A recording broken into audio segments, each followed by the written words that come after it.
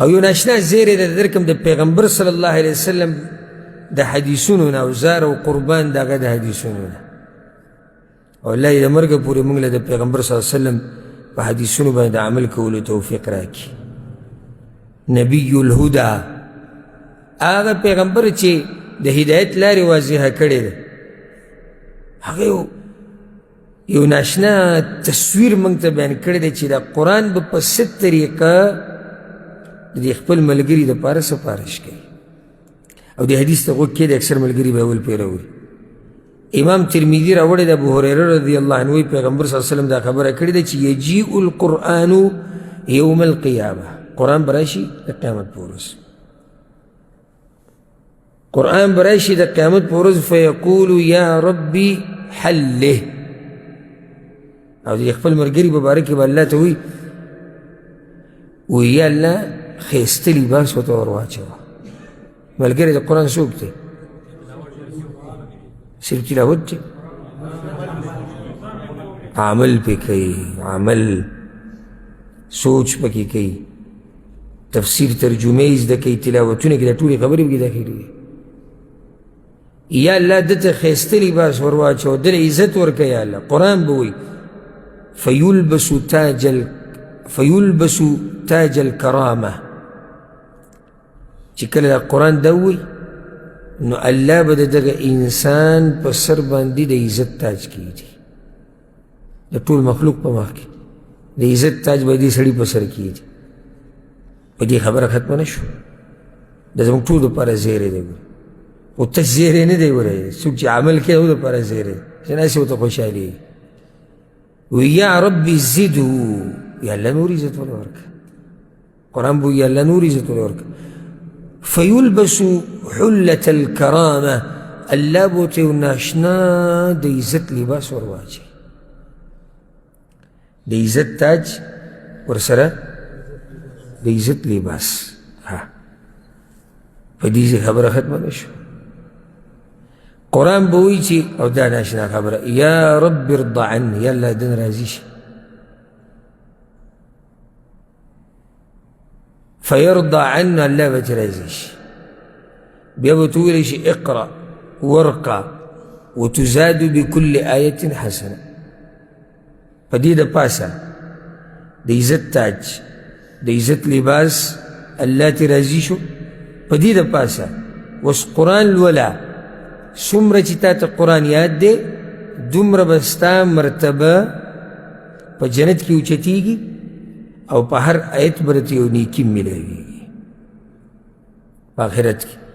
او دا ستاسو مرضي دی جنت کې څومره مرتبې غواړي څومره قرآن چې ته یادي دا په قل هو باندې چې ټول عمر لمونځ کوي دوی لپاره د سوچ خبره ده. او دا بعض وایي مونږ ته اخري لس سورتونه یاد دي بس دا غټه توره والې د اخري لس سورتونه هغه هم ګډوډ وایي اکثر.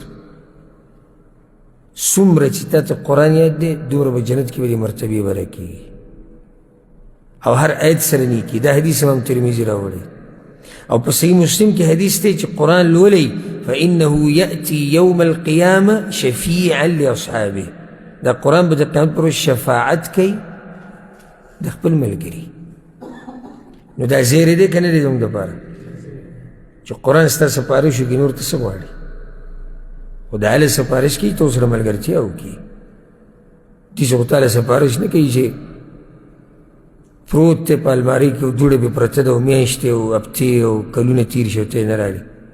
روژه کې دې ورته اراده کړې بس په روژه کې به یې رالم هغه هم ډز زه ختم او ډز زه ختم او پوهېږي به نه چې څه وایي او څه نه وایي. دغه ملګرتیا ده. قرآن سره ملګرتیا چې جدا یې نه کړي د ځان نه. موږ به یو وخت کې زموږ یو استاذ و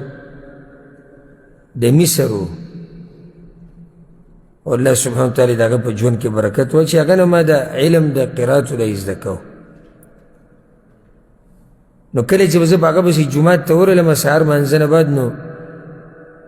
ما به هلته جومات کې د المارۍ نه قرآن راواغېستو بیا به م هغه ته وره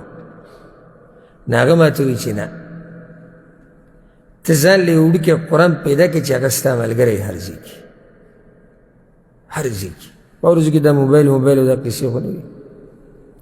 هغه نورې موبایل وي دا نه وي راوتې دا ټچ وه.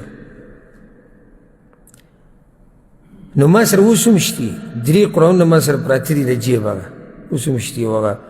نوم او تاریخ پې ما لیکلی چې د شیخ سره مې په اولني پاڼه مې لیکلي چې فلاني شیخ سره مې په دې تاریخ شروع کړی هغه ما سره بیا په جیب کې اوس ناشنا نصیحت یې ماته کړی وایي چې دا ستا ملګری وایي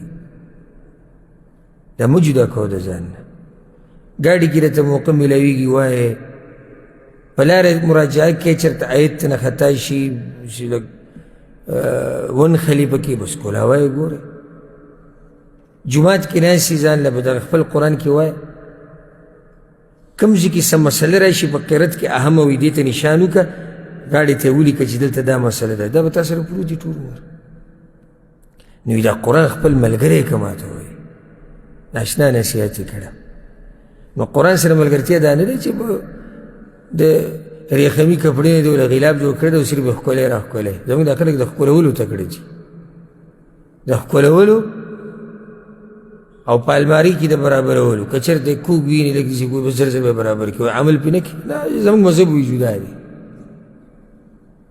قرآن نه علاوه بل کوم مذهب دی ستا او یا د ګاډي په سیچبوډ ایښودی چې اکسیډنټ نه کېږي او یا چې نوی کور جوړ کړي مخامخ ایښودی چې کور نه نظره کړي دا قرآن دې لپاره دیم په دې تبه دی چې قرآن به زما سفارش کوي قرآن سره ملګرتیا وکړه سفارش ته نه کوي ملګرتیا دا ده چې ویې وایه زده که عمل پې وکړه خلکو ته یې بیان کړه دا د قرآن سره ملګرتیا ده دا به شفاعت کوي ستا او صرف یعنی سبحان الله دې ته سوچ وکړئ قرآن یادول زده کول په عمل کو دا ډېره غټه خبره ده یو خو ځان له فضیلت صرف په دې مجلس کې چې ته کښېني که نه دلته د کوم ملګري چې دلته کښېني دوی دپاره ځای دی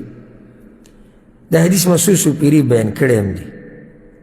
په صحیح مسلم کې دی پیغمبر صلی الله علیه وسلم وایي وما اجتمع قوم في بيت من بيوت الله يتلون كتاب الله ويتدارسونه بينهم کله چې یو قوم د الله په کور کې راجمع شي بعضو حدیثونو کې عام خبر راغلی چې په هر ځای کې راجمع شي او دوی وایي څه د الله کتاب وایي یتدارسونه بینهم خپل منځ کې یې زده کوي